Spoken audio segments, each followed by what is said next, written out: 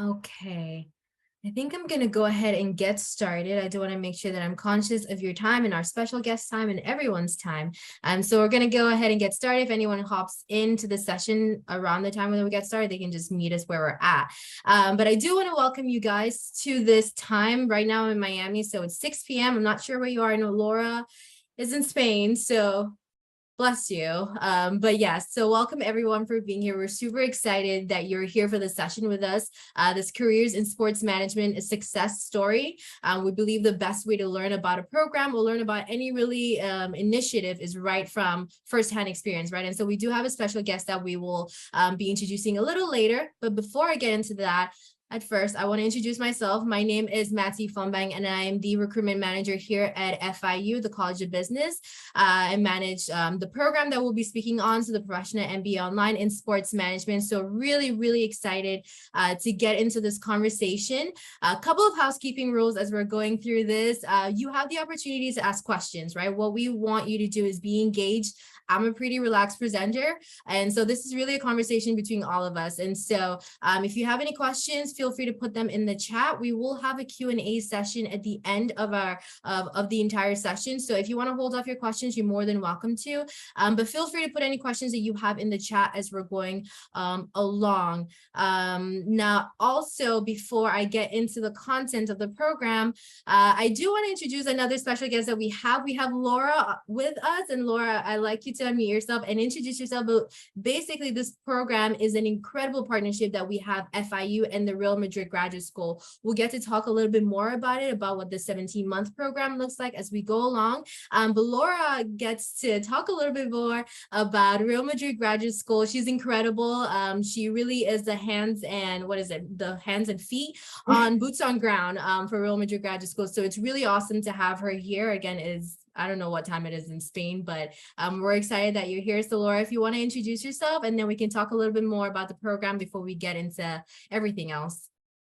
Thank you, Nati, for those nice words. This is Laura Planes. I work with Real Madrid Graduate School in the United States. I'm now in Spain, but it's 12 a.m. But I'm normally based in Florida, very close to the College of Business of FIU, actually in Brickell. So I'm normally the main point of contact for all the students of this program on the Real Madrid portion of the program, working very closely with Mati and Alex on the recruitment, and Carlos and Sarah on the coordination of the program and management of the program. So it's great that we have here Rohn today as a very special guest. It's one of our proudest alumni of the school. So it's always a great pleasure to have him here in the room talking about his story, how he got where he is right now. It's an amazing story. So Rohn, thank you so much on behalf of Real Madrid Graduate School. We really like you, and it's a pleasure to have students like you having this successful career that you're having. So thank you so much. And thanks, Mati and Alex, for being with us today too. Of course. Yeah, we're excited to get into all of this information. Before we do, another person that I do want to introduce is Alex. Alex is on team here with the Professional MBA in Sports Management. So as we give you more information about the program, you'd be working with all three of us at one point to really secure your seat in the program and just get a little bit more. But a little bit about the program, there is a QR code on the screen. So if you're on your laptop, beautiful. If you happen to be on your phone, I know iPhone allows you to do it, but if you go ahead and scan that QR code, it'll take you to just a little bit more information about the Professional MBA Online in Sports Management. And this incredible partnership, like I mentioned, is a joint between FIU and the Real Madrid Graduate School, two what I call powerhouses. And we kind of came up with this program a little bit over a year and a half ago. So I'm sure you know a little bit about Real Madrid. I'm sure you know a little bit about FIU, but let me give you a little bit more snippets. So FIU is the fourth largest public university in the nation here. Our online MBA is ranked number 3 in the entire world. So that's a great place to be now that you're interested in it, because you're obviously here, right? And then on the other side, we have the Real Madrid Graduate School, who has been pioneers for so many years in graduate business education and sports management. They really, just like we're about to see, they equip a lot of incredible leaders in the sports industry. And so it's really a pleasure and just awesome for this partnership to come together. And so we came up with what we call as a really exciting program that can be done in 17 months, where you can understand the core business values, what you need to do to succeed in a business organization, and then pair that with what you need to succeed in a business organization within sports. We know the sports industry is booming and it's a great place to be. And so we think this program, the collaboration of this program is just added a really great time. And so as we continue to talk to Ron today, we'll get to know a little bit more about the program, but also what does it look like to pave your way in the sports industry. Before we get into that, I do want to play a little video for you. It may take a little while to load, but it will give you a little bit more of a nice rounded view of this. Now, let me know if for some reason the audio doesn't work. We're going to fix this. I have a dream of being a sports agent, and I felt this was a once-in-a-lifetime opportunity to gain the best knowledge in order to pursue the dream.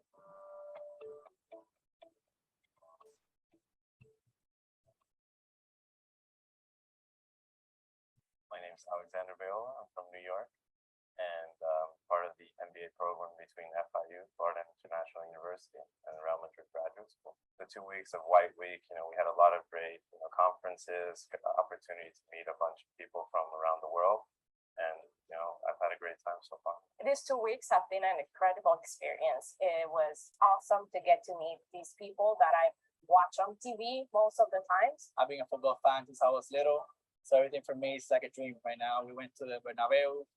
We were able to see a game 3 rows from the stadium. It was amazing. We went to the Wanda. We did their tour, and it was just a dream come true for us. When I came into Madrid last year, I fell in love with this city. And 2 months later, I got the information about this program. So for me, it was a win-win to get to come to Madrid, study in a university that would give me the experience from the European perspective and the American perspective. It's a great collaboration. It allows us to take classes online with a school that is partnered with the best. Something happened in there. That's usually what happens when this is there. So we can go ahead and just fast forward right there. Passion as a way of living and making money. Well, I think anytime you have two universities in different countries that partner, it's always an opportunity for people from both countries to have access to similar education, share the values of both countries and their culture. And a program such as Real Madrid, one of the best organizations in the world, who's going to say no to that, right?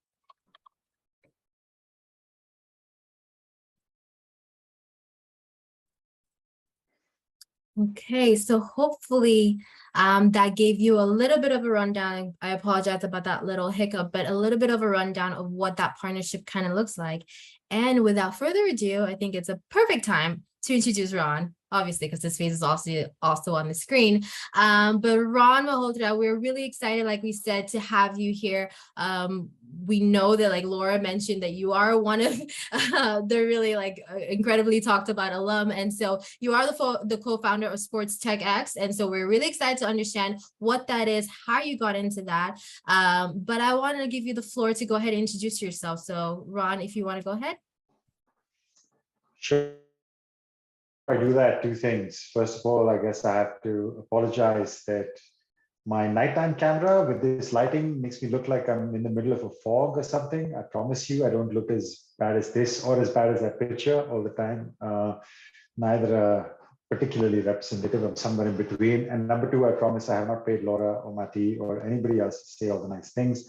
I genuinely appreciate it. But yeah, with that said, I can talk about a little bit about what I do. Essentially, I've been an entrepreneur for most of my life. I started my career in consulting with KPMG. I did a stint there for 3 years, right at the start, straight out of my undergrad. And I started my first company back in 2009, eventually sold that business with nothing to do with sports. It was a merchandising company. And as an entrepreneur, I was looking for my next opportunity. And around 2016, 2017, I was traveling around Europe, just exploring, meeting people, talking to people within the industry. And at that point in time, I discovered the topic of sports technology, which was a perfect fit for me, of sports, which is an industry that I was incredibly passionate about as a fan. But just because there was so much money coming into it around then and continues to do till now, I thought there was an opportunity to start something. And that combined with entrepreneurship or startups is kind of my sweet spot. So I really thought that that was something that I wanted to explore. And through that journey, I eventually ended up co-founding Sports Tech X, which is based in Berlin. So same as Laura, I'm in Europe. So yeah, it's a bit late for me as well, Mati. I didn't hear the bless you for me, but okay.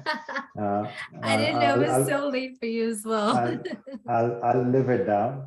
No, but so Sports Tech X is a market research company. My job and the job of my team is to make sure that we are up to date with anything that's happening in the world of sports technology. What is sports technology? We'll get into it a bit, but it's essentially where innovation meets sport. Any sort of solution which helps athletes be better at their sports, which helps fans watch and consume their sports better, and which helps people who work in the industry execute their jobs better. Anything which is technology driven or digitally enabled, we call that sports technology, right? So my job is to make sure that in this entire gamut, what is the latest that's happening? So how much funding is going on? What are the coolest startups? Who are the biggest investors? What are the trends in the US versus Asia versus Europe and so on? So that's essentially our job as Sports Tech X, which is a pretty cool situation for us, because my job is to just basically look at everything new and be forward looking. You're kind of on the edge of what's exciting to come and trying to stay ahead of the curve, which is a fun place to be for me. Yeah, we're a small team. We're a tight team of just 7 people plus some freelancers and stuff. So yeah, but we like to keep it like that way, nice and tight, and hopefully deliver some value. Yeah, that's really awesome. That's really awesome. So what I'm hearing so far is you have a background in technology, right? You said none of your background necessarily had anything to do with sports, but then at some point you kind of merged that together. So what was it that really, I guess, pushed you over the edge to sports, right? How were you able to merge those two passions together? I will clarify, actually, my background was in business, not in technology. I it. always say I speak tech, but I don't write tech. That's I think the best way that I can put it. Having been a business guy or led business functions in tech companies, that's been my role. So yeah, I mean, coming back to my first business, maybe one line about that. We essentially did something very simple. We did customized merchandise, DIY T-shirts. Yeah, so in the US, there are companies like Custom Ink, and before that, Zazzle and Cafe Press and stuff, which used to do group merchandise and customized, personalized merchandise. We were doing this in the late 2000s, early 2010s, and which was a completely vacant, untouched space in India. And we got to some scale, multiple rounds of funding. We're the biggest in our vertical, so on and so forth. But after about 7 or 8 years of running that company, and we like 60 people, we got to some scale. It got tiring, and I realized I didn't want to sell T-shirts for the rest of my life. And what I wanted to do, what I realized, and I was, I think, about 28, 29 at the time, this is 7, 8 years ago, that I realized that the next career move that I make will have to be in something that I see myself in for the next 30, 40 years. So I really wanted to pick an industry that I knew I was going to be passionate about. At the same time, an industry which presented opportunities. So my latent dreams of becoming a theater actor all went by the wayside because I had no interest in being a struggling actor or doing anything like that. I'm maybe a materialistic person. But no, jokes apart, at that point in time, I'd been a sports fan, of course, like a lot of people, probably everyone that's on this call, since forever. I used to be one of those that watched anything on TV. If there was, 2 raindrops competing to hit the end of a windowsill, I'll probably watch that. And it just came from that. I realized that I wanted to find opportunities in sports. And like I said, I'll take you back to 2016, 17, which certainly in India and certainly in the rest of the world, there was so much money visibly you could see coming into the sports industry. And wherever money goes, innovation follows. So I got a sense of an opportunity. And I said, hey, this is worth digging around into. And that's what I did. I moved around Europe, traveled, met people, and realized that, yeah, there is maybe a market for a company that we're basically a purely B2B research, market-driven. Think of us as like a Reuters or a Nielsen meets Crunchbase or PitchBook, if you know these companies. And that's the sweet spot that we operate in. Awesome. I love that. And what I love the most about your story is that it gets to speak to the people who maybe don't have that background in sports, and let them know that they can actually get into it. And then also just how your mind works, right? You said innovation, that's where technology follows and all of that stuff. And so the way that we perceive and the way that we look at life can really help us in our professional journey. So I really love everything that you mentioned about your journey. Really remarkable. So let's go a little bit into the program itself. So you graduated from the program. So let us know, what concepts did you learn during the program, during your MBA in sports management, that you see yourself applying every day at work? So maybe I'll take a step back first and say why I chose the program, or what made me get into it, which was, as we firmly established, I came from a business background. I came from a background of entrepreneurship, maybe understand, like I said, I speak tech, and I kind of understood how to build and scale companies. And I was entering a space or an industry that I knew as a fan and was very passionately involved as a fan. You could talk to me about transfers and players and contracts and my favorite team, etc. But I didn't know much about the business side of how the industry worked. And that was the one area that I felt that I needed to educate myself on. So yeah, while I was traveling and looking at business opportunities, I also realized that if I'm stepping into an industry, I need to lay a good foundation for myself.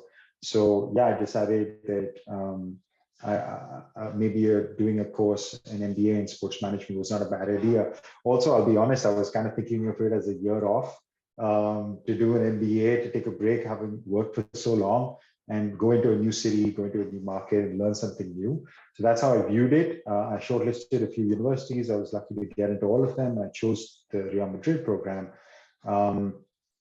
And for the reasons were simple. I mean, the Real Madrid brand has some pretty great recall value. The city of Madrid is extremely attractive as well.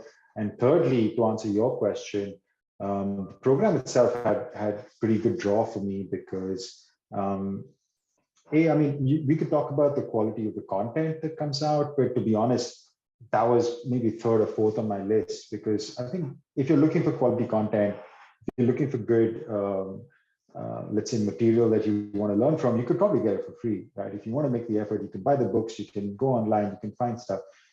But it's the network that is the environment that it's delivered in. So the network that you're sitting in, your classmates that you're learning with, and B, the network of professors that you make and who you're learning from.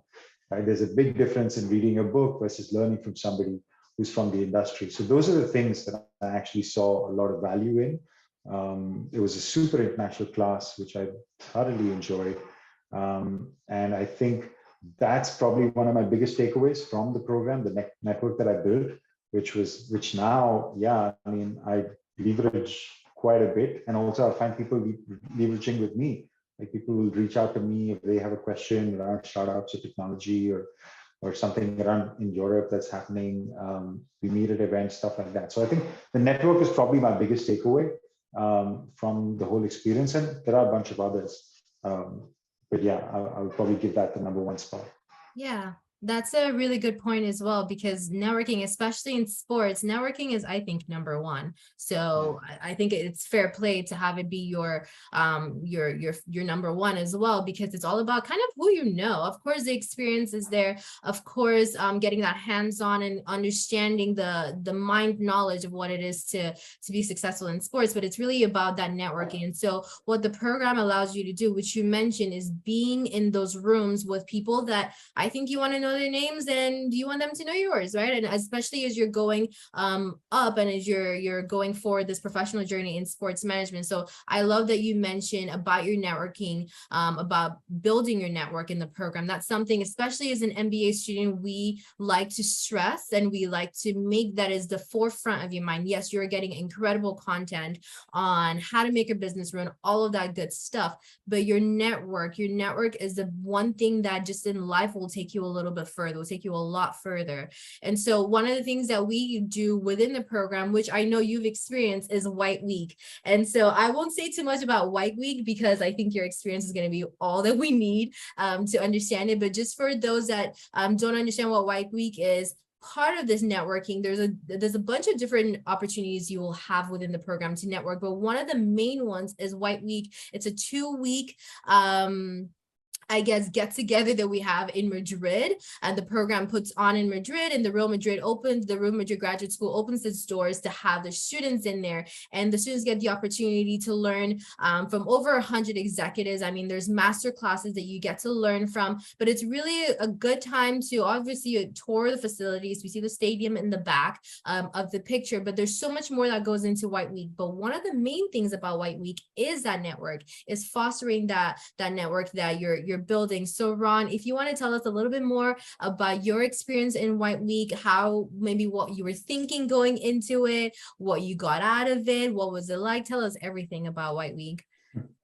Like I said just before, I think one of the biggest draws of the program itself was the Real Madrid brand, right? So as a sports fan, when you go into the Real Madrid University, and the university is of course off campus, but every time you get to go to the Santiago Bernabeu, it's quite an awe-inspiring experience. I mean, you like tingles and goosebumps and all that. So, the first time you walk in and you're actually suited, you're not just there as a fan to drink a beer and shout for your team. It's different when you walk in there in a professional environment. That itself is an experience. Look, I mean, as you said, there's some great content out there, but I think the experience of it was the biggest takeaway. I mean, yeah, there were some great, let's say, celebs that we got to. Well, I wouldn't say got to meet. There were people taking pictures and shaking hands, but I mean, there was Raul was there for my White Week. I think Roberto Carlos as well. Some like Real Madrid legends there, standing on stage, talking to you and talking about their experiences and stuff. But those are the fanboy moments that I take away. I was like, oh, I'm just, breathing the same air and stuff. But the actual more interesting talks that we had, I remember one from Tony Nadal, which is famously Rafa Nadal's coach. He was there talking about Rafa growing up and the kind of mentality that he had, which took him further in his career. I remember another talk, especially from a representative, I forget his name, that's my bad, but from the European Club Association. And he talked a lot about it. This is again 2018, a lot about how inevitable the Super League was, and that was the first time I understood what the European Club Association does and how the clubs are structured, and there is an intermediary between the different clubs in the leagues and UEFA, which is the governing body in Europe. So things like that, you got important people from the side of the business who are not the fanboy moments, and they're not the names that you know. But those are the people that you take away some business insight from. And all of that you're doing sat at the Bernabeu with kind of that view that you have behind you. It's pretty cool. That's really awesome. I haven't been to White Week, maybe one day. But that sounds like an incredible opportunity. Come on, what are you doing? I know, I should do the program. I should go to White Week. It's probably the best thing. Laura, we got to set this up. You got to go. But yeah, no, it sounds like an incredible opportunity, especially for those that, like you said, the fanboy moments, the fangirl moments. I'm not sure what I would do in there, but another thing that I really love about the brand itself is that it's not just limited to soccer, right, or football. I'm from different places, so I call it football, but some people call it soccer.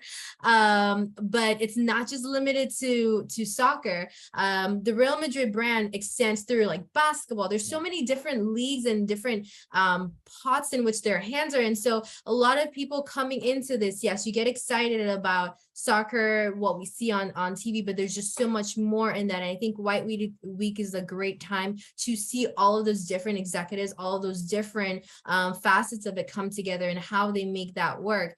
So I don't know if there's anything else that you want to mention about White Week before we move on. Maybe I would say, what's the one thing, if you can think and go back, something really cool that you learned about anything about the sports industry, about whether it's something in tech, just one thing really cool that you know that you learned that you can remember?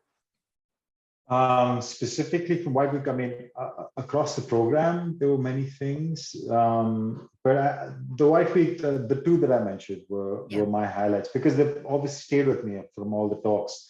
Like you said, it's not just football or soccer, but I remember Tony Nadal talking in quite a lot of depth about Rafa's rise and let's say how he had to fight against the powers to be in the Spanish system, which were Carlos Moya and stuff like that, and this young up and comer from this tiny island, and how he broke through that, which is a very interesting journey to hear about.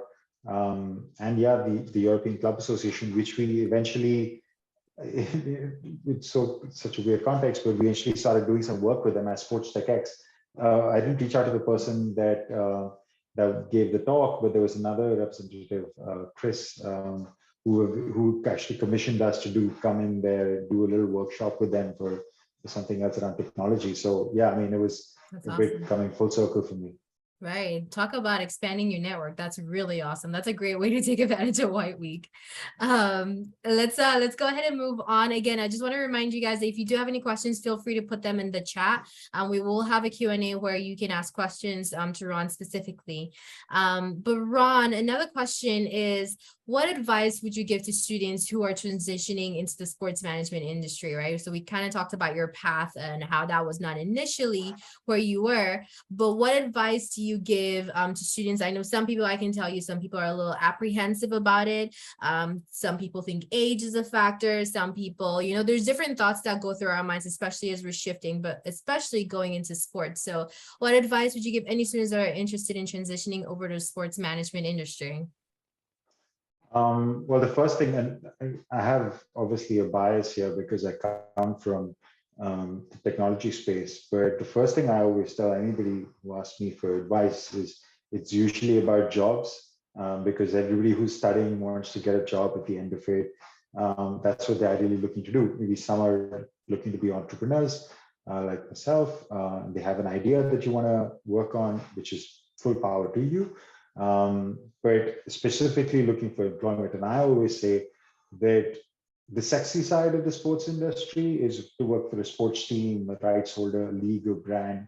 That's where everybody wants to work for Real Madrid. That's usually why people who are coming here, that's the dream. And I always say, and I have said to my own batch and people around subsequently as well, that the sports industry has much wider opportunities that you think outside of the brands and the leagues and the broadcasters.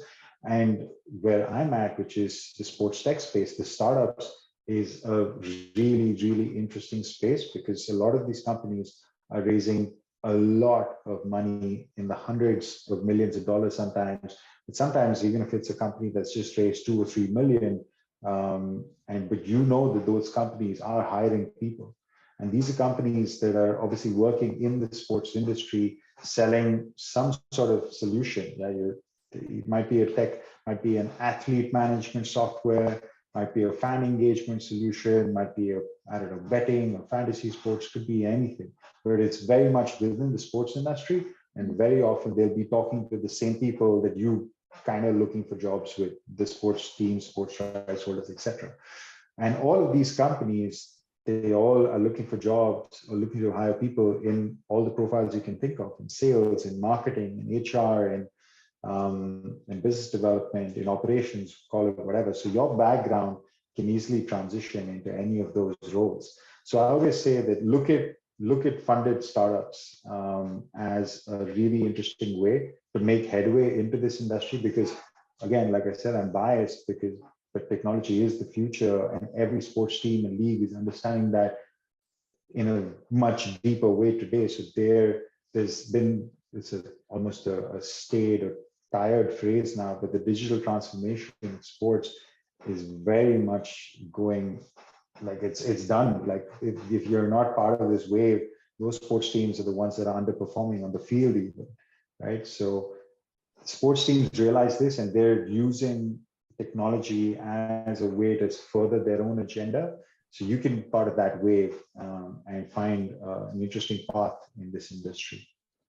I love that. And I know I keep saying that I love, but really hitting on all the beautiful points that we really need people to understand a little bit today. I like the saying sports beyond the field, because a lot of times when we think about sports, we think about the players, right? But it takes a whole bunch to make the players to, I guess, facilitate that environment, right? Not just the stages, but also we're talking about streaming. We're talking about the ads on the field. There's just so much more that goes into that I think people forget. I will put myself in that boat, that you forget that there's a whole other world, but that's why it's called an industry. And so what I'm really understanding from what you're saying in terms of this question is kind of figure out where your place is already right now. So if you're in HR, there's HR in sports, right? And so you can just dive in right there, and starting off with like startups, like you mentioned, or whether it's a local, I don't know, like your YMCA, whatever it is that you have, those are great places to start up,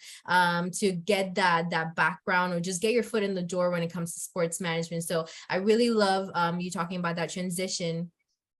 One of the final questions that I do have before I open it up to everybody else is, can you discuss the importance or positive implications of applying business knowledge or acumen to the sports industry? And what this question is basically saying is, so we have an MBA in sports management. There are sports management degrees, but there's that business side of it, right? And so what does it look like applying, or what do you think, why is it important to apply that business knowledge to the sports industry? Can you discuss any importance that you see in that, or what you've understood from that, especially starting your own endeavor? Well, let's put it this way. There is a wave of what we call Americanization of European sports, which is happening right now, right? Which is based on what principle? It's the idea of maximizing the business potential of European sports, which is why we've seen a wave of Indian investors. Todd Bowley, who recently bought Chelsea, talked, I think 2 days ago, maybe a bit ridiculously, about having an all-star game for the Premier League, North versus South. And his base premise was that on a Monday and Tuesday, the MLB made something like 20 million, or was it 200 million, dollars on a Monday and Tuesday in their all-star weekend break. Now, this is money that the entire league could make and redistribute or give to charity, do whatever the hell they want to do with it, but it's money lying on the table. Now, the Premier League might not do it for numerous other reasons, but this is bringing a business mindset into sport. And we've seen American sport be vastly successful on the back of this versus in European sport, and specifically football, which is by far the biggest sport within Europe. It's only a couple of leagues. The Premier League, La Liga, to an extent, is modernizing their operations. But the Serie A, which was the biggest league in the 90s, has fallen away. Why? Because sports continue to be run as mom and pop shops. And that's maybe a bit harsh, but these are family-run businesses, which are really big family offices and really big family businesses. But if you treat it like a family business and not like a serious business, which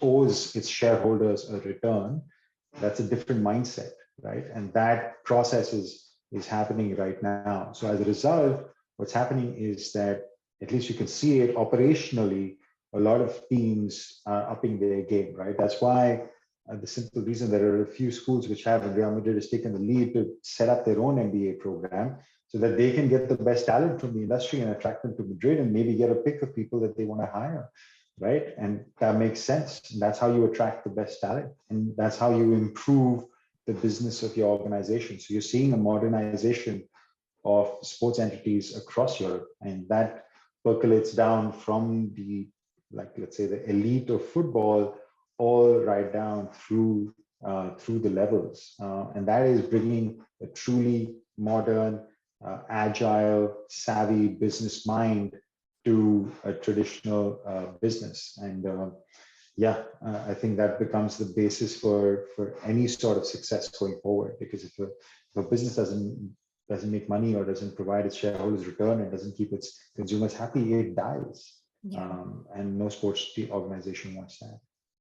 Well, I mean, we sure hope not, but yeah, no, absolutely. Hit nail on the head. Really awesome with that. I think that's another reason why this partnership is so special to us and so unique, with having FIU being in the United States, and then you have the Real Madrid Graduate School being in Spain and Europe. I think just kind of blending these different environments, because they are different environments. Sports in America is a little bit different than sports in Europe and other parts of the country. And so, but I do believe that both can kind of learn from each other. But so this creates a really nice blend of that, and as well a blend of business knowledge, because business can be universal, but it can also differ in different ways. So I think this is also a testament to the program that we have offering here, where you're blending FIU and the Real Madrid Graduate School. Ron, this was really incredible information. Just kind of watching your journey from where you started all the way till here. I like to do kind of like forecasts. You don't have to tell us what you're gonna do if you don't want to, if it's under wraps. But what does it look like from here forward? I know the sports industry continues to just grow and boom. And so what plans do you have that maybe you want to share with us? Where do you see your mind going? What's going on in the world of Ron in the future? Well, in the world of Rohn, that's an interesting way to phrase it. No, I mean, I think for us at Sports Tech X, we have a very clear agenda of what we want to do, and especially what we want to be in say 2023. And I'll try to do this in a couple of sentences. Essentially, what we've seen is a huge wave of investment come into sports technology. In 2021, over $12 billion with a B were invested in sports tech startups, 12.7 billion. That was more than the previous 3 years combined. And that in 2022 is already on about at 7 billion right now. So there's a lot of money coming into sports technology, a lot of very active investors, a lot of startups are doing different things in different parts of the world. It's our job to stay on top of this trend.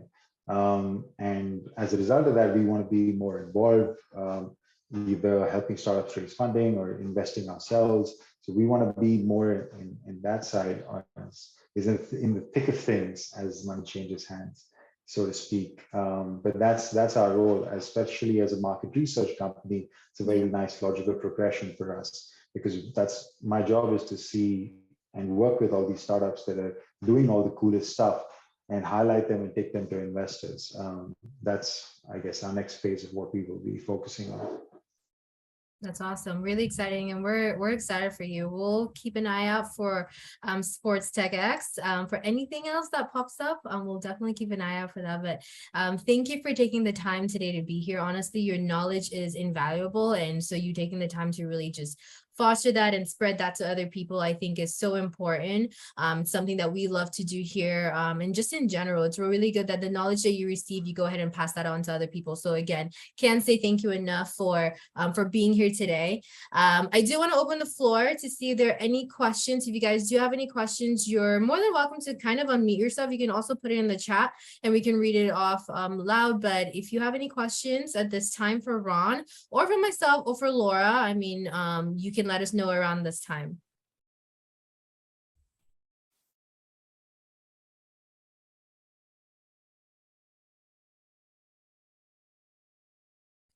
I'm going to quickly look.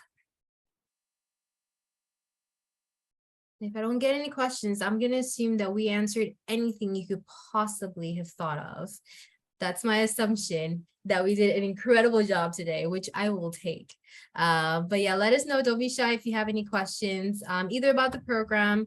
Let us know a little bit more about yourself if you're able to. Are you breaking into the industry? Any of that. Thank you, Carlos. Great. So Carlos got all the information that he needed today. This is great. If there are no questions, oh, we do have one. From Andresa, and she mentions, what would you recommend for those who are just starting to consider this in as a career? Do you have any resources? I think that's a great question. Ron, do you want to take that one? I don't know, Andressa, if you were talking about sports in general or specifically on the technology side that I talked about. So let me answer it from my perspective. Yeah, actually, I think a good place to start is some of the content that we publish. It's all free to consume. As Sports Tech X, if you go to our website, sportstechx.com/reports, you'll see what we publish as the North American Sports Tech Overview, the European Sports Tech Overview, Asia Pacific, we do a VC report. These are all free to download, right? So you can go check them out whenever on your time. What you'll find in them is a list of the top 10 companies that have raised money in the last year, the top 10 companies that have raised money, say over the last 5 years, highlighting founders, investors, different sports initiatives in different parts of the world. So if you want to connect with the sports tech ecosystem in London or New York or San Francisco, and who are the right people to connect with. So we kind of put all of that information in one place. That's, let's say, the first level compilation of our research, just to present the ecosystem to, as if you have no idea what's happening, you have no idea what sports tech is, then this is a good place to start, right? So I would recommend that. Maybe some of our own content, shameless plug, of course. I am still an entrepreneur. But apart from that, I would say, yeah, there are a bunch of good newsletters that you should be subscribed to. Some of the ones that I read are Sport Techie, Axios, Hashtag Sports. Like there's a bunch. Find ones that maybe speak to you, because each newsletter has its own voice. But stay up to date with the news. I know it's easier said than done, but very often you'll find connections and stories that will paint a picture over a few weeks, and you'll get a sense of, hey, I can feel like something's happening.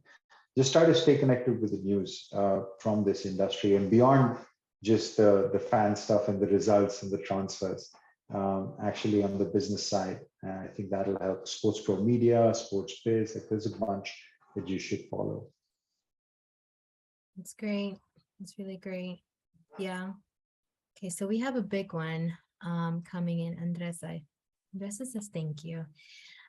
So Carlo Fernandez mentions, I work with NFL players in the off-season at Sports Performance Institute, interested in working with the NFL or Miami Dolphins and administration in the management side. I do have a bachelor's in exercise psychology or physiology, excuse me, and I'm looking for some ideas in how I should accomplish my goal. Okay. If you want me to take a shot at it. Yeah, Cal, I guess if you're talking about working on administration or management, that's slightly confusing for me, because it sounds like that's off the field stuff, but your point, you started with saying that you worked in a performance institute, and you also have worked with exercise physiology. So that's connected to players and on field. That's where I would take away. So I'm going to answer it in that way, because administration and management is more, let's say, back office operations and more of the business side. If you want to get connected to on-field stuff, yeah, I mean, it's a tricky space. I know the NFL is quite, let's say, closed group. That people bounce around between those teams, but it's difficult to break into. What you can do is work your way up. I know people who've gone to either the summer leagues or like different leagues which happen apart from the NFL, and try to make connections with coach, because a lot of the main coaches, the main staff that operate in NFL teams will always have representatives in the satellite leagues and stuff, and that can be a place to maybe connect with wherever you live. Check out the local teams that are just below the Miami Dolphins. I don't know who that is. My knowledge of American football is not that great, but that might be a good place to start to build your network of coaches. If, like I said, if I understood right, that you want to work closely with on-field work in physiology and stuff, because by the way, this is a very important area today. Player recovery is looked at as one of the most vital components, because a player is of no value to you if they're injured, right? They could be the best athlete in the world, but they're of no value if they're sitting on the bench. So A lot of money is going into this area about player recovery, understanding the physiology, measuring athletic performance, and especially measuring recovery, right? So that's probably one of the hardest topics in sports science and sport performance, where how do I make sure that my active hours for athletes, it's at its peak, and monitoring red zones and amber zones, etc. So it's a space that is growing, and there's a lot of scope, but maybe you connect with your local ecosystem as a start. Great. I think that's a great that's great feedback. Laura, I don't know if you want to mention anything, but we do have go ahead. I was just gonna jump right now just to let you know that I totally agree with what Ron was saying. And I wanted to recommend everybody, especially Carol, to Google Real Madrid Next. So Real Madrid Next is the new brand for innovation for Real Madrid Football Club. It was created like 2 years ago, and it's very related to what Ron is doing. It's all the 6 main areas that a team has: performance, fan engagement, social, e-health, all of them related to technology and innovation. All the people that are working at Real Madrid Next are either engineers or people from the health industry that want to apply all their knowledge to the sport industry. And we have a specific area at Real Madrid Next that is called e-health. And we have people from the health industry, physiologists, doctors, from the medical department, working to have and help improve and accelerate all these injuries of the players, because they need to play a lot of championships every week. So that's a mix of what you want to do, Carol, but I think the best way to start will be, I think a master's program is always going to help you position yourself where you want to go and what you want to do. An MBA program is a very broad program. It's a very generic program, and it opens a lot of doors wherever you want to work. And I always like to have these special events because we show our students different job opportunities and career paths that you can take. In this case, we have Ron that has specialized in sports technologies. 2 months ago, we had John Perez, who is working at Fanatics for sports equipment. And 1 month ago, we had Krista Copina, who's very good friends with Ron, who's now working at the Florida Panthers as a strategy insight manager. And a year ago, we had Rafa Cabrera, who Ron knows as well, who is the director of communications at Inter Miami. All of them Real Madrid School alumni. So as you can see, different positions, different career paths, different backgrounds. So whatever you want to do with an MBA program, it opens a lot of doors and a lot of opportunities. That's why we are offering these kind of programs. So I think it's a good starting point, also to finally help you decide on what you want to do. Absolutely. I love that you mentioned that. It gives you a base. It gives you a base to build up from there. And then you can kind of plug in where it is you're going in. And Kuda, you have a question, which I think just aligns with everything that we're speaking of.